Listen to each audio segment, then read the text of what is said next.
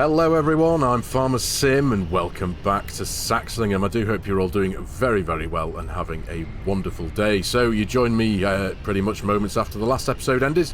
That is how I tend to do my videos here. And yeah, as you can see, it's 12:30 in the afternoon. If you caught the last episode, you'll know at the very end of the episode we finished off with our relatively recently acquired Field 16 that was grass, or it kind of still is, but it's been mowed. We finished off with 172 bales in the field after mowing it and baling it up, which is a colossal amount of bales. 172 5,000 litre bales gave us 946,000 litres of grass in bale form. So that's a huge amount, and it's brilliant for the farm because the plan I have in mind is I'm going to get them picked up, and I'm going to try my very best to fill both of our cow barns with the grass bales to keep them topped up for the winter. I'm going to fill them up as much as possible, and yeah, go from there. But an incredibly fortuitous bit of timing, I feel, on the part of modding legend Mark Thor. The day before I recorded the last episode, he sent me a message over on Discord saying he's been working on a little bit of a mod pack called Better Bale stackers. Now, I have one behind me. Here we are. I have bought it for the farm. It was a little bit cheaper than the base game one at 30 something grand, just under 20 grand cheaper. But it's a wonderful bit of kit, and I've got to say a massive shout out to Mark Thor for sending me this over, mate. If you are watching, I really appreciate it. I've finally had a chance to have a bit of a look at these things, and they are absolutely brilliant. One of the things I do love straight out the box is the fact that you can customize the colors. It's just a tiny little detail. I've got no appreciation of how much work goes into making a mod to give it the capacity to change the colours, but either way I appreciate it loads because I can now, obviously, as you can see, I've customised it to suit the colours of my New Holland T7 here. Now the base game one's the Anderson RBM 2000. You can't, it just comes in red. You can't do anything with it colour wise, but I've been able to customise the wheels, so they got the wheels and the metalwork, the wheel arches and the loading machinery here, the loading bits and bobs are all New Holland white, and the body is in New Holland blue. But that's not the main point of what this thing does. What he's done is he's essentially made them operate slightly quicker, and I say slightly because he's not turned it up to 11 and made it ridiculously quick in respect of the movement of the machinery to pick up the bales. He's just made it a little bit more quicker, and when it comes to something like this, like I say, the timing of it couldn't have been better. You know, doing what I've done, finish it. I mean, look at the state of this field. It's just absolutely peppered with bales. And I knew before this thing came along, I kind of knew I wasn't going to cheat it. I wasn't going to equip my trailer with auto load and run around and pick them all up. I felt I needed to do it properly because goodness knows I needed practice. Even though I've got the auto load bale picker upper for the telehandler, I was going to do it properly. I would have, done it in this episode, but I knew picking up 3 bales at a time with that bale stacker that I've got for the telehandler, it's going to take a long time. Let's be honest, it's going to take a very long time. But this thing can hold 24 bales, so yeah, it gives us the opportunity to get this job done a little bit quicker, and it also gives me the opportunity to showcase another one of Mark Thor's incredibly well thought out mods. And it's just, like I say, I just really appreciate the thought that's gone into it in respect of, yeah, it's a bale stacker, but one thing I found, because I have used these things before, and I'm sure you guys have as well, it's the speed of the mechanism. When this thing recoils back to the ground to start picking up a bale, it goes quite slowly, and it can be I'm not being impatient or anything like that, but it can take, sometimes you're just like, oh, come on, hurry up, as you're waiting for it to come back to the ground, for the mechanism to come back again so that you can start throwing in the next stack of bales. It can be just, I suppose it is impatience on my part, I guess, but I don't know if any others of you have appreciated that as well. But anyway, we've got it on the farm, and I purchased it. Like I said, it was just under £20,000 cheaper than the base game version, so that's brilliant. And yeah, it's a brilliant bit of kit, quite frankly. So I'm hoping that it's going to take us a little bit of time. Don't get me wrong, it's not going to get it done in 2 minutes, but it's going to get it done quicker than what it would have been. I mean, look at that there, you see. If I fold this up now, there we are. Just look at the speed of that. How awesome is that? And I think he has also increased the speeds very slightly. Like I say, he's not done it unrealistically. He's not turned it up to 11, and it doesn't just go bang, bang, bang, bang, bang, and you know what I mean. But it works really, really well. So we'll demo a couple of them here very quickly. Literally. There we are. Boom. Throws it back up. Straight back down to the ground there. And we can just catch that. It just means you can pull up to the bale there and just catch it quicker than you would ordinarily. You'd have had to slow down a bit. There you go. Boom. Brilliant bit of kit. Now, at the time of this recording, I've sent Mr. Thor a message back this morning over on Discord. I can't quote right here, right now, as I'm recording this clip, where these mods are going to be available from. I'm not too sure if I'll be linking Mark's Discord in the video description below, or whether he's going to be sending these over to the mod hub for testing for release. So I can't quote exactly, but hopefully by the time it comes to me actually putting this video together and releasing it, I may well have a bit of information, and I'll be able to put it in the video description below. But like I said, it's just brilliant. It really is. So yeah, massive thank you to you, Mark Thor, if you are watching, mate. I really appreciate you sending me this to have a bit of a play with. Like I said, it couldn't have come at a better time. It's absolutely perfectly timed. It really is. So let's get these bales picked up for the episode after this as well. Obviously, we'll get all these bales picked up. Like I said, I'm going to stuff a load of them into both of the cow barns. I think roughly both of the cow barns, because I have amended the capacities of the cow barns feed-wise. I think both of the cow barns are collectively going to take roughly about, I want to say maybe about 600,000 to 700,000 litres of this grass here in the field in bale form. Not an exact number, but like I say, the rest of we'll fill the cow barn up, and we'll put the rest over in the bale storage, Argsy's Anywhere object storage there in the shed by the sheep. So we'll get cracking, but it's just made it that extra percentage quicker, and made the job that little bit better, in my personal opinion. It's absolutely brilliant. So anyway, right, let's crack on, get this lot picked up, and I'll see you soon.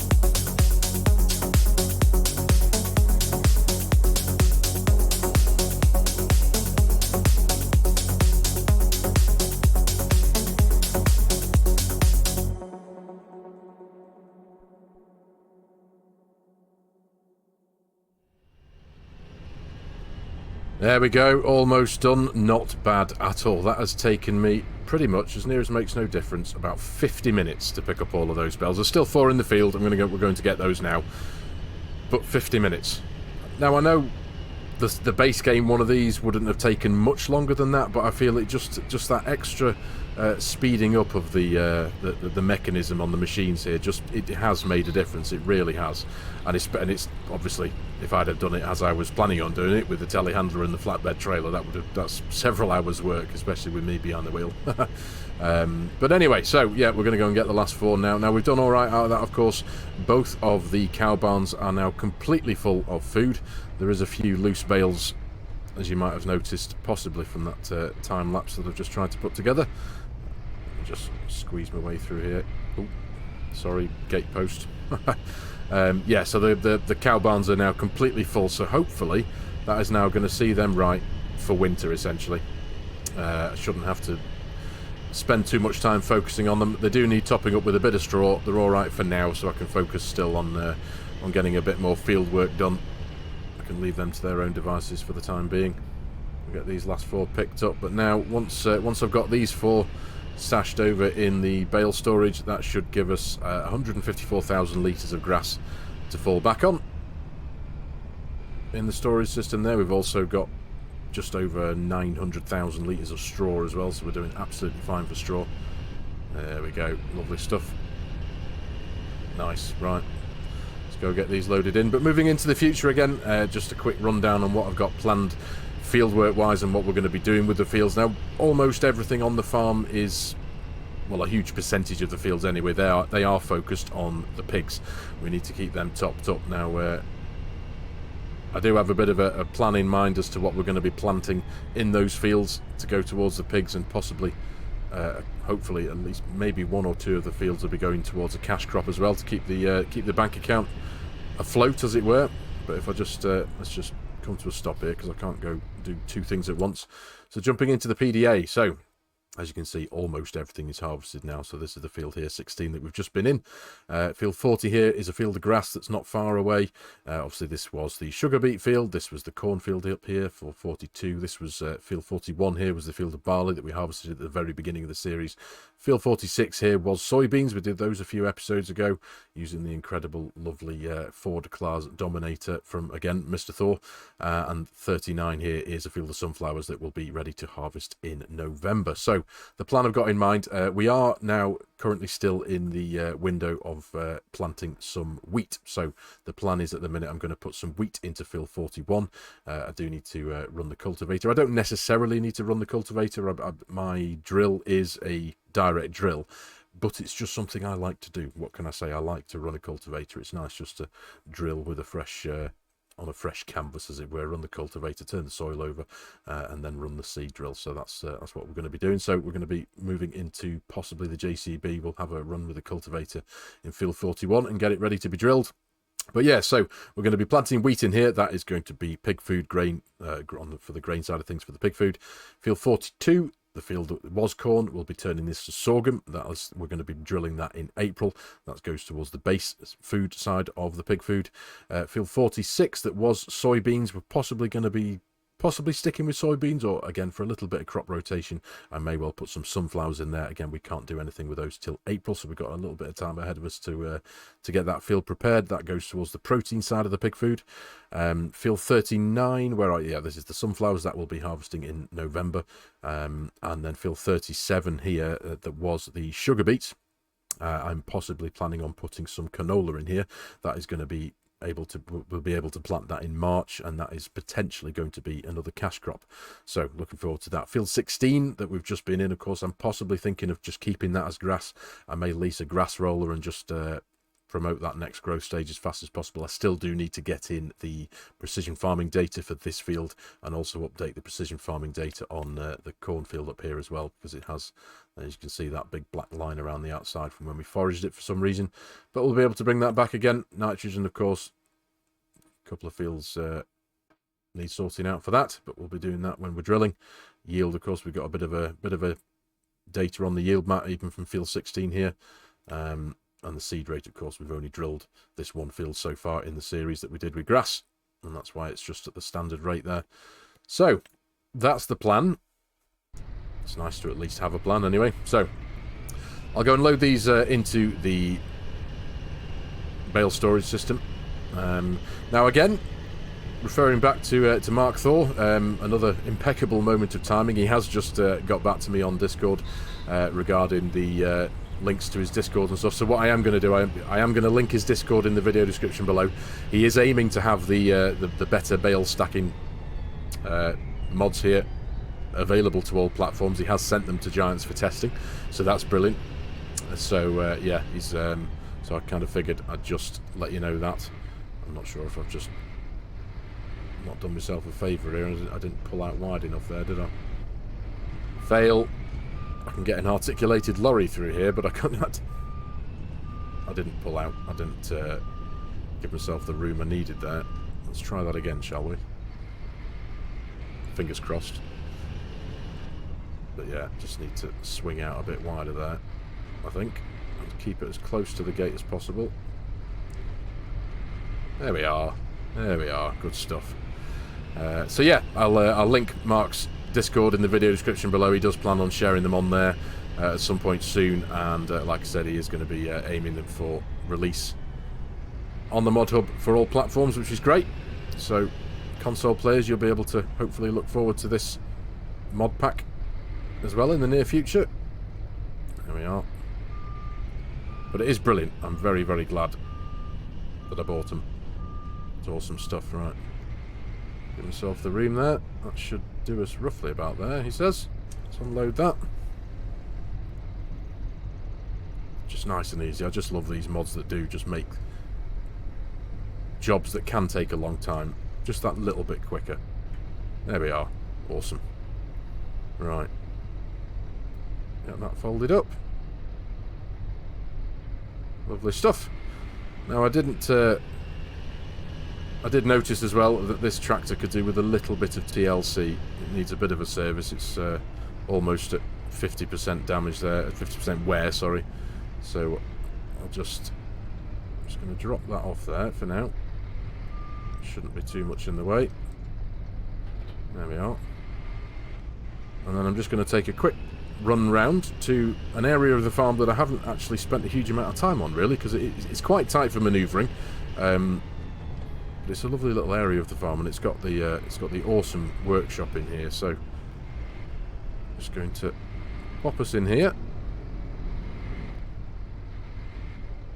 spend a few quid on this thing now, get it repaired. I think the trigger's somewhere around here. There we are. So repair for £1,424, absolutely. Does that need repairing? May as well do it while we're here, won't we? There we go. Nice. Lovely stuff. Running at full health now. Let's turn those beacons off. Don't need those on. Nice. Right, so I suppose we could do with a bit of petrol as well, a bit of diesel, couldn't it? We'll do that.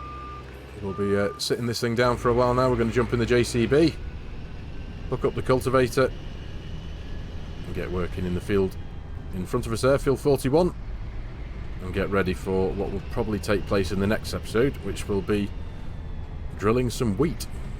So let's pop this in here. There we are. Not actually too sure what the damage state is of these things, actually. Oh, it's not too bad. It'll do for now. And we've got enough diesel in the tank to see us through this next job. Squeeze us out of here. We'll go pick up this here cultivator. There we are. First time we've used this in the series so far. Nice. Right then, so let's get turning over this soil in field 41. Ready to receive some wheat in the coming episode. Can't imagine this will take us too long. It's a decent sized field, but yeah. So, let's get cracking.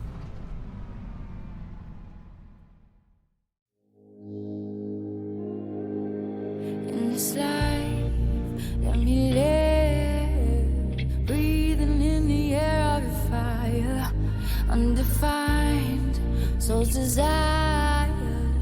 You don't even know what you did.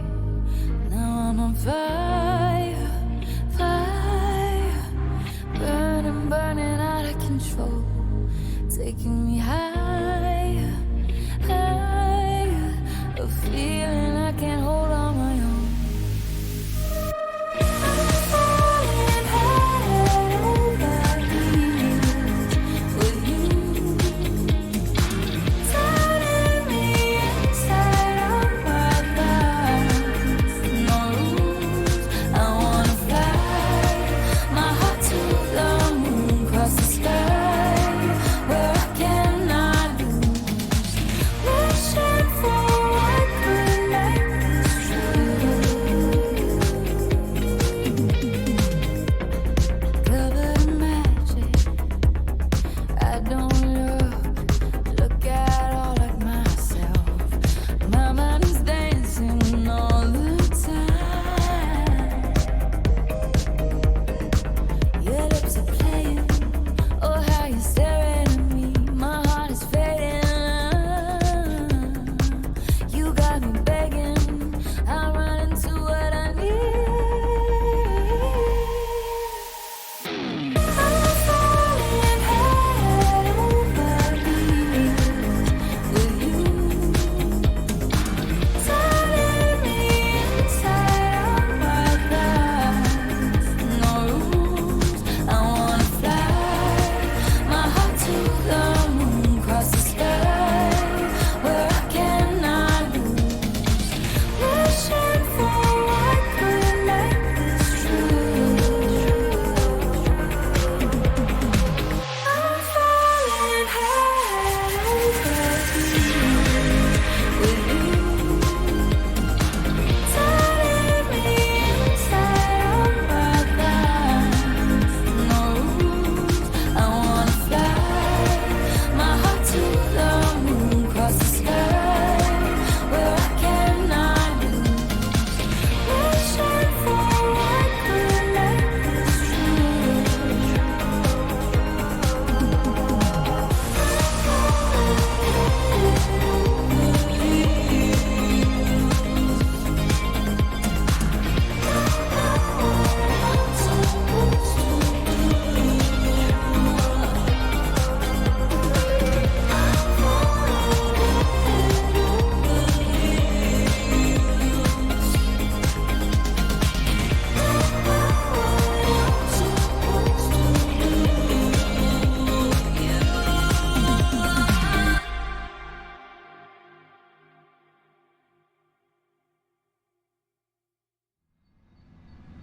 There we go, almost done, and I say almost done because I'm picking up on and clearing up all the bits that this thing missed while running courseplay there. Now, it's something that I've found with this particular tractor. All the others seem to work perfectly well, but this particular JCB doesn't seem to behave very well running courseplay. It's the way it behaves and its characteristics when it's running the ends of the up and down rows.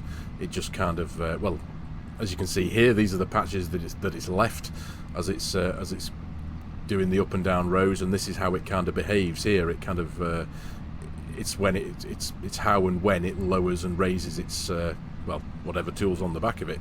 I did actually find this a few episodes ago. I think it was episode 5 of this series, when I was over there in the field in front of us there, running the big Cavernal and plough that we had on the farm when I was turning the soil over after harvesting the potatoes. I got left this comment. It's worst ploughing I've ever seen. Terrible effort. And I was like, it proper made me laugh. I was like, really?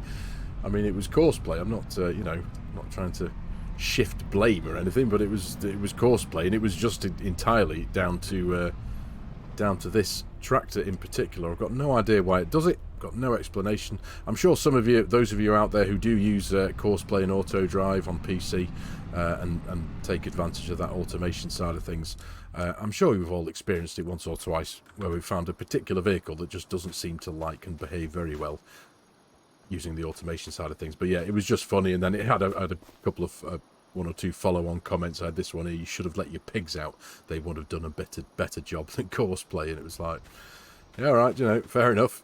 It proper made me laugh, because I was like, what can I do? You know, courseplay will always miss bits off now and again. It's dead easy to rectify that and sort it out. But anyway, so yeah, it just proper made me laugh, that.